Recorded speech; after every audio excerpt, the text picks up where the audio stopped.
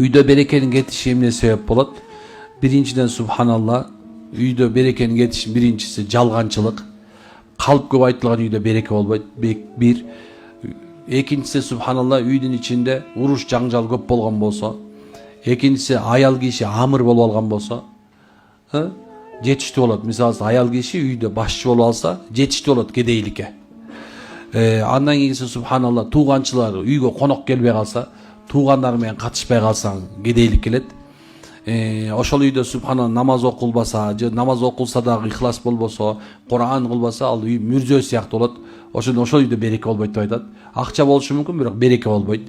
Береке болсо дагы акчаң көп болуп жетип атат, бирок Алла таалам subhanallah бир бузук же болсо түгөт баланы берип коет. Же бир оор менен сынап салат экен. Ошондо акчаң баардыгы тапканыңды о жака жумшай бересиң.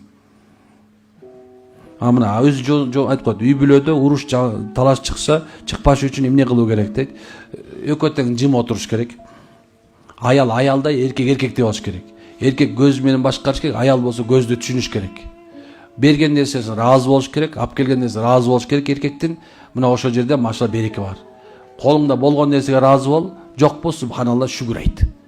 Мына ошондо Кудайым буйрса, жашооңдо үйүңдө береке болот.